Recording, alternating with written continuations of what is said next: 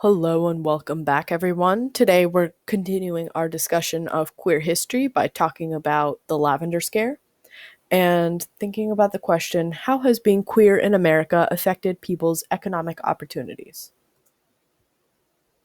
So I just want to start off with a quick do now.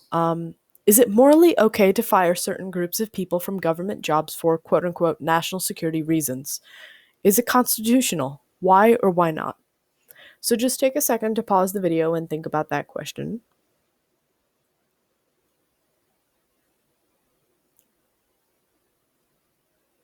Okay. So, is it morally okay? I mean, morally, no, it's not okay because um you could then justify literally anything by saying national security reasons. Like you could say, because of your religion, you're not going to be able to keep secrets from your priest or whatever, so national security reasons. If you're a certain race, you're more likely to be recruited for something or the other, national security reasons. You could just use it as an excuse to be a bigot. So, morally, I wouldn't say it's okay. Constitutionally, I would say because of the Equal Protection Clause that prevents discrimination um, on the basis of race, sex, gender, um, in terms of employment, that no, it's not constitutional either, because then firing certain groups only would then also be a violation of this clause. So I want to start off today with a discussion of Mccarthyism and the Second Red Scare. So the Second Red Scare took place from 1950 to 1954, and thousands of government employees were branded as communists and fired, especially within the State Department. And this witch hunt was led by Senator Joseph McCarthy, who's a Democrat from Wisconsin. And you can see his photo here on the right. In a speech in February of 1950, McCarthy falsely claimed that he had the names of 200 known communists working in the State Department. And based off of that, he was catapulted into the international attention, and he remained powerful in American politics and led the anti-communist charge until he attempted to brand the U.S. Army as communist, and he was censured by Congress in 1954.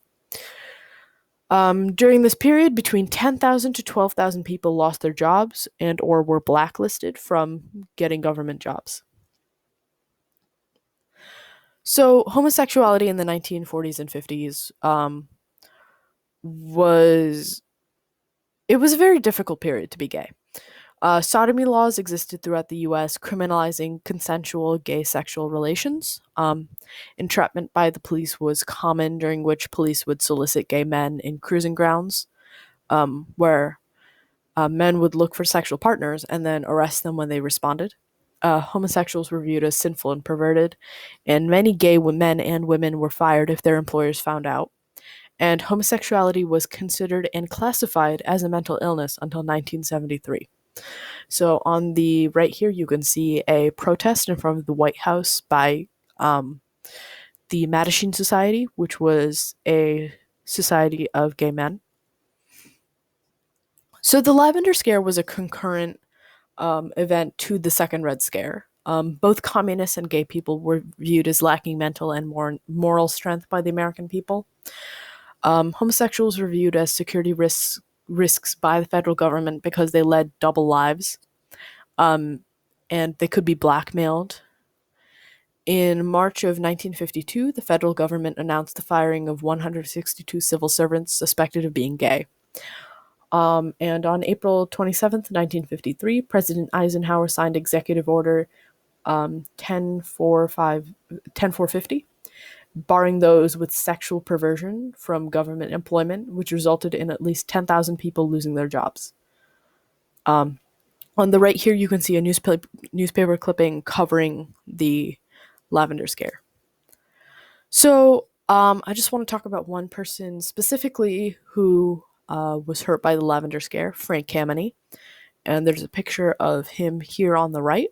He was a gay rights activist and astronomer, and he was born in 1925 and he died in 2011.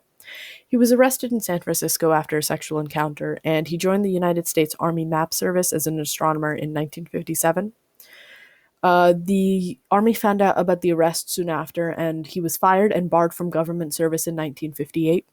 He fought his firing all the way to the Supreme Court twice, and he founded the Mattachine Society an early gay rights organization, and led some of the earliest gay rights protests, including the one you saw earlier at the White House.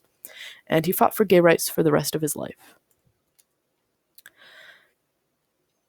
So I want just to end with this quick little exit slip. Um, so the Red Scare is widely discussed among historians, but the Lavender Scare is not as much. Why do you think that is? Is it important to check bias when conducting historical studies? Why or why not? So just pause the video real quick and think about those questions.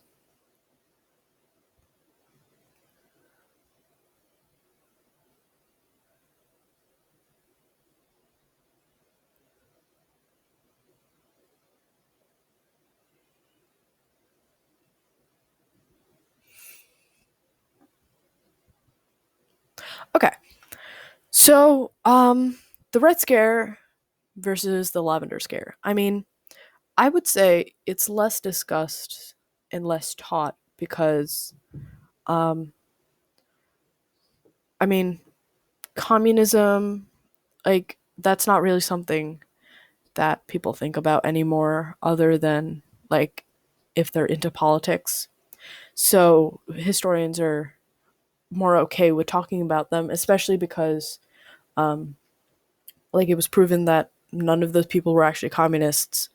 But the Lavender Scare is less discussed about because there's still a lot of bias in society and bias in history that avoids talking about gay people and continues to paint history with a heterosexual lens. So it's very important to check personal biases when conducting historical studies because that bias can color the facts or the way you present the facts, and that can affect how people learn history and what people understand from the history you're presenting to them.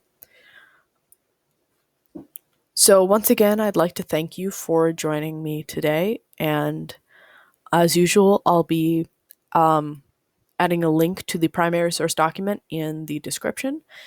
And I hope to see you at another video soon. Thank you so much.